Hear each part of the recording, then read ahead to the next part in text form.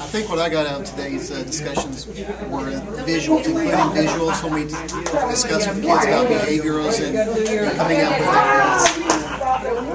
The thing I liked most about today was the various strategies that we were exposed to, and also being able to talk with our peers and get good ideas. What I learned about today is that it's very important to establish relationships, because all the different sections we talked about were establishing those relationships with students and parents. Absolutely. The relationships with the parents are important, as well as relationships with the kids. They have to know that we care about them so that everything else falls into place. If we don't care about them and they don't think we care about them, they don't want to hear anything else we have to say. And I think setting goals with kids, especially kids that have historic, past with, historically having issues with behaviors and stuff, if we set those goals early and talk about how much time that they spend in school in terms of their whole life, and kind of let them see a big picture, and it kind of shows them our buy-in to them, and as well as creating relationships with them, and it actually shows them a visual. I think we can have some more success with these kids that struggle. Basically going to talk about the same things. We're going to do this together. We're both talking about, we've used this in the past, but not this formal method as far as having students write down goals and looking at what they're doing to get to that goal, and also their behaviors that they have right now that they're doing that are not helping them get to that goal. And we actually used the timeline at Wakeland. Mr. Williams used it more than probably the rest of us, but I've been involved in using the timeline. The nice thing about the timeline is you have that reference point where you can go back later on if you see a behavior with a kid just in passing in the hallways or in a classroom or something, and say, hey, remember what we talked about? Is that behavior getting you to where you want to be ultimately in your life, or is it not? Because it can't be both. So it's a nice tool to use. Okay, so one thing we were talking about is the importance of goal setting and how a lot of our students don't seem to have any goals. And so we want to take the form that you have and maybe tweak it a little bit and make sure that we're really walking our students through having goals. If they don't have goals, then they don't have any reason to do what they need to do. One of the things I got out of this today is basically the visual aspect of it. I'm a visual learner, so hopefully this will help my visual learners understand what I'm trying to convey to them and their behavior. I really enjoyed the visual of the straw that broke the camel's back, because I have a lot of students that wind up in my office that don't get why standing up in class got them sent to the office. They don't get the buildup that led to why they were there. So I think that's a great manipulative to show the kids the steps it took of why the teacher couldn't take it anymore. One thing I really responded to was the contracts, especially the little tidbit about the lemon juice, of how that would make that antiqued. I think our middle schoolers would really eat that up, and it would really be a good visual and a good tool to build those relationships. One of the things that I got today is setting the goals, and one of the things we talked in our group about adding is for kids to look at adults in their lives that can help them support them in their goals, and that's something I'm going to talk with my students about when I meet with them. I really like this strategy because what it does is it gives the kids ownership. So the way I will start off with is the student will go to the QR code provided here, and then they will watch the video. It will explain how to do the activity, and then I will provide this board with the camel and all the misbehaviors they have been doing in class to prove what it's not just one reason that the teacher kicked them out of the class. There are multiple reasons for why this teacher really did what she did or he did. So they will start putting the misbehaviors that have happened in class, not just one time but over time, to prove that there are issues that we need to handle and what we can do to improve the behaviors.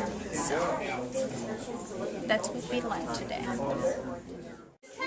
One thing I got today from this is that I like the idea of using the pyramid to look at the different behaviors and coming up with different interventions that can be applied to those behaviors. I think it's important that we try to use some consistency when dealing with interventions, and that I think if we use those things, it helps to balance out our building and students have an understanding and expectations that we put out for them. Okay, I do like the straw that broke the camel's back. I think we'll use that at our campus. On the 3 tiers, one of the ideas that I shared was using lunch detentions a lot more than maybe some APs are already using them. Students hate losing their social time, and it also helps when you've got special ed students who you're worried about days out of placement, that those days don't count, or that time doesn't count against them when they're in lunch detention, and they really hate that as opposed to serving a full day of ISS, 16 days of lunch detention. I like the visuals for middle school because I think that if they see it, it can start giving them the ideas, and that visual will help them hopefully better their behavior. I just like all the ideas that we were able to share as a group and the discussion that we had at each station, and thought this was an effective use of our time. I like the student behavior contracts. I think that's something that I would like to try to implement in when I'm dealing with kids. So. Our group found the contracts to be maybe the most beneficial idea. Students get to participate, and it's their buy-in. Parents get to participate, and so they have a buy-in. But also it's something physical and tangible that students still get to see, maybe put it in their locker, so that way they take ownership of their behavior. The straw that broke the teacher's back, this activity ties really well to the Titanic activity, and it goes hand in hand. So if you have the same student who has come back to you, you can use it alternatively to just add variety to the interventions you're providing. I have utilized making sure that I have a positive rapport with the students to make sure that they know that we care, because you can't really enforce rules without having relationships. A lot of the ideas we're already doing, we do a lot of the talking, but I think we need to transition into making more visuals, because we deal with more visual learners, nowadays and as things go forward. So. And to add to that, a lot of times we'll have these conversations with our students, but we won't put it on paper. We don't put it in writing. And so all of this that we've seen today actually gives it a visual, something written down, so that the students then can reflect on that, or they can take that back. We can refer to it at another time. Like you were saying, it makes it more concrete. Yes. I like the timeline on the one over there. I thought that brought it, they're only here with us for a very short period of time, yet their life is very long. Actually, very long for the kids. Great job. We had a great time.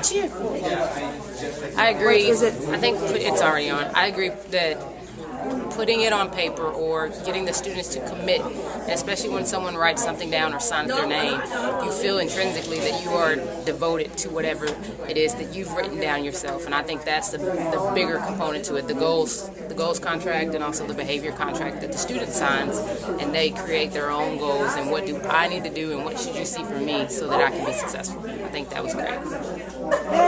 Bye, Sean. Okay, I like this collaboration because reflecting on it, you realize that we have so many resources in the district. You can call other APs, and we're all doing the same thing. We all care for the kids, and we have to get to the bottom line is what are we doing to change the kids' behavior? And we can always ask each other, what have you done with this type of kid? And to kind of get the best results for our kids to change behavior. I like the visuals that we got for the kids, for middle school students. I think the visuals of putting things on and taking things off is very beneficial. A big problem. As many have said before, it's about relationship with kids. If you don't have a relationship and have a rapport with kids, some of these techniques and strategies that we're talking about will not work. However, the one that I like today is the one that I've used in the past, is the timeline of life. We have a short span of time to prepare kids for the remainder of their life. One of the things that I thought was really important for something new for me was the official contract and being able to show the video and to help students understand that the agreement we make about good behavior. One of the things that I thought was eye-opening was showing the timeline and how school is such a short period of the student's life, but how it is so pivotal, and the choices they make really do impact the rest of their lives, but also that it's never too late to start making those good choices. I think that would be very helpful with 7th and 8th grade students that are just starting to decide which path they're going to choose. breaking the camel's back with a straw is helpful for students to understand that sometimes it's not the immediate behavior that caused a reaction from their teacher, but a multitude of things that they've done that have not been successful for them in the classroom. There it is. Action. The idea of the camel and the Titanic, I've used that in the office, more so with kids who are doing innocent behaviors. They blow their nose 6 times, sharpen their pencils 8 times, and then they talk and get kicked out and they don't understand why. But once you start tapping your pencil, once you start having them write down things that they've done, it helps them see that it is a cumulative effect. Action. I think the thing that I liked the most was the contract, because I think a lot of times when kids get into the office, they just think of everything as negative and punitive, and if you're working together to build a contract of how they can help themselves and how you're going to help them, then I think it can be relationship building and positive, and they don't view you quite so as the big bad person in the office. So. And me, I like the straw that broke the camel's back activity, because I think it can be used in so many different facets of life, not just in an educational setting, but outside the educational setting, post-high school, post-college, and I think it's just a great strategy to let the students understand that whenever you do so many things over and over and over, unconsciously or consciously, how it can affect the person that's in charge. And like I said, whether that's your teacher, your principal, your parents, or your boss in corporate. Go. In terms of what I learned today, I don't think there's anything that I could pinpoint that I've learned, but it was a reaffirmation that we are in administration to make an impact in the lives of our students, and that discipline is a part of their education as well. It's our job to teach them how to behave in society and not just to punish them when they don't do what they're supposed to. That's about it. You are on, sir. Well, I think from working today is learning all the different things from the behavior chart to the contract to the different strategies to get kids to recognize their behaviors. We're all doing something similar or connecting with kids in some way. And it's not a process that, is formalized. It's just kind of where you meet the needs of the kids, kind of like our teachers do in the classroom. So as administrators, we deal with discipline the same way. Where do we meet the needs of the kids when they come into our office? And so seeing these ideas and listening to my colleagues from across the district talk about their experiences was a very positive experience for me today, to see that we're not in this by ourselves and that we can call on each other to get some ideas about it. Hold on. Oh, come on. I thought they were good all that. No. I was on a roll, man. I'm done now. I'm over it now. Oh, we go. Take 2. Just the reminder, first of all, that discipline is more than just the punishment side. That there's the behavioral side that you try to reach a kid's heart and minister to the whole child. And then I think the visual aids are important. The fact that he had the Titanic and the camel visualizations were good and are useful to use with kids. All right. I think one of the things that I took away today was just the opportunity to collaborate with some of my colleagues throughout the district. But the main thing that I think that we do a really good job of at Frisco is developing relationships with our students. Hopefully to the point where you're deterring behavior for some of them, and then for others, they've got a place that they can go and maybe talk things out before they do act out into something serious.